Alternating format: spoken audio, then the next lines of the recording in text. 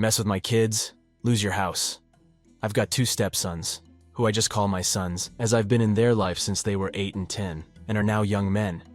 My wife and I made it a point to have a great relationship with their dad, Jason, and made sure he had a chance to be around as much as possible, even staying at our place frequently to be around his boys, as he lived over an hour away and couldn't afford to live closer.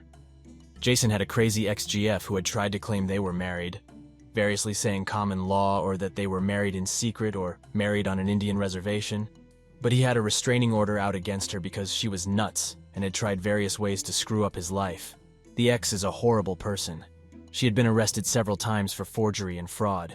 She and Jason had a fiery relationship, but he had it in his head that he should make it work as he did like her daughters and grandson. But the ex got him sent to prison for violating his probation when he left the county to go to his mom's funeral and hadn't filed an appropriate form. I'm a little unclear on this part, but she played a major role in it. After he got out several months later, she wanted him back and he wasn't having it. He made a clean break, moved to a new town, but she continued to harass him, thus leading to the restraining order. She would send texts to people pretending to be police investigating, saying he was drunk driving or taking drugs, or pretending to be friends' family to spread rumors and hurt him.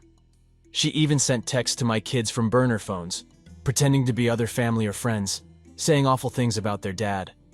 Jason died unexpectedly of a heart attack, and it was a shock to all of us.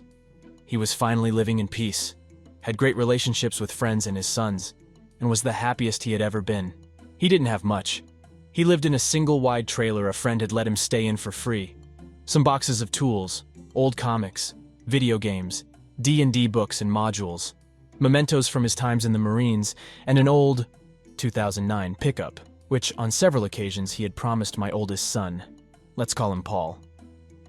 Jason didn't have a will, and my wife became the executor of the estate because at the time of death, both the sons were minors and sole heirs. We packed up the things out of Jason's trailer and took the truck, which had Jason's name on the title, but had to wait for the death certificate to retitle it in Paul's name. But the ex called Jason's sister demanding the truck, saying it was hers, and posting on Facebook she was reporting it as stolen, which really pissed me off. After we got the death certificate, we went to the DMV and found out that she had stolen the title to the truck by forgery, saying she was the only heir, and we couldn't transfer the title. My son was driving around with a packet documenting everything in case he was pulled over for driving a stolen vehicle. We had to get a lawyer and start a special process that took several months before a director at the DMV fixed it, and we were able to title the truck, with the ex continuing to threaten and cause problems and make everyone miserable, and cost us several thousand in legal fees. Early last year, we got through probate court.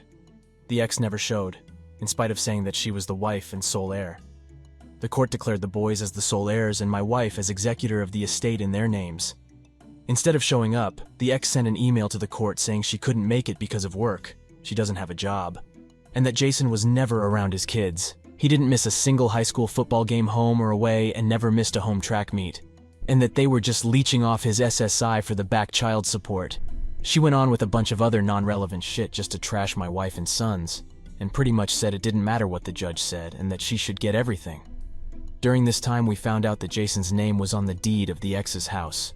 In order to get a reduction in property taxes because of Jason's disabled veteran status, she had filed papers to put him on the deed, but not the mortgage. If she had just left my kids alone, we would have let it go, but she had pushed principal beyond the point of denial, so we filed suit for half the house. Property is worth about $380,000. We went to court-ordered mediation, and she rejected a mediated settlement of a fraction of the value, which we would have taken. In April, her lawyer dropped her, and so she got a continuance on the first hearing. She then claimed that she had found a will from Jason designating her as sole heir, in addition to another signed paper that she found as a quit-claim deed from Jason for the house. I did wonder if it was this or her not paying him which caused him to drop her. She was going to go back to probate court to reopen probate and needed time for that, which the judge granted. On Tuesday, we finally went to court on the deed to the house. She no-showed. The judge had inquiries to the probate court, and she never filed any papers. The trial lasted less than 10 minutes as the judge recorded the facts and awarded the estate half the property. They will impanel 3 lawyers to determine how the property will be sold, and she's going to lose her house. And for the first time in her miserable life, face the consequences of her actions. For more content like this, subscribe and click the bell icon. Leave a comment to suggest a story or voice/personality you want to hear. Don't forget to like the video and share it with your highly regarded friends. And remember, reading is fun.